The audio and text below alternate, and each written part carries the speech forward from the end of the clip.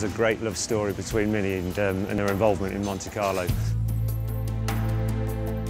A kind of a legendary status. There were lots of stories. It became a bit of a kind of David and Goliath story, and a story of heroism of the little Mini going to Monte Carlo and beating the bigger cars and the bigger teams.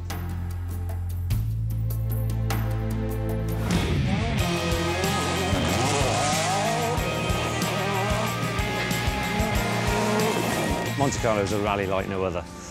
It brings many challenges to the drivers. It's not all about ultimate speed and the performance in the car. We're in the Alps. We go from 200 metres to 1600 metres, and that brings with it so many weather differentials, and they drive in all types of conditions. On most rallies, we fight over 1/10 of a second per kilometre between cars and drivers. And on this rally, on some stages, that's still the case. But on other stages, like we had yesterday morning, suddenly seconds become minutes, and the minutes are about tyres, not about the handling of the car or the talent of the driver, but about being on the right tyre in the right conditions. So in what I would call a typical Monte Carlo rally, tyres are probably 90% of the story, and the rest is the driver. Normally, on a typical asphalt rally, we worry about wet or dry. But on this rally, we have wet and damp and dry and cold and very cold and ice and snow and slush, and that's unbelievable. So to fill in that matrix of tyres and tyre conditions is a massive job, especially when we have limited testing. But by working closely with Michelin, we can understand better what to expect, and maybe we can predict the performance in certain conditions that we haven't had to test in.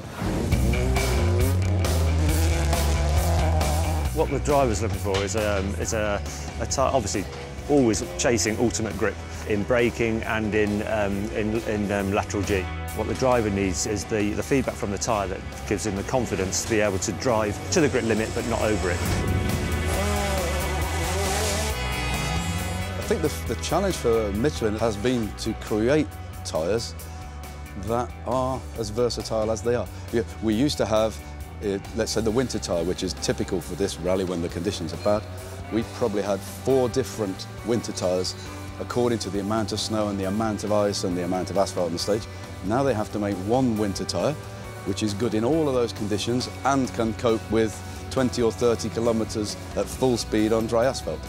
That area of development has been impressive, and I think it's the same thing you see in modern road tyres, that we now expect to have a winter tyre that is fine on the motorway and in the dry conditions. We don't expect to stop when we go to a ski resort to put on studded tyres. We expect to drive from a city, drive down the motorway, then drive up the mountain.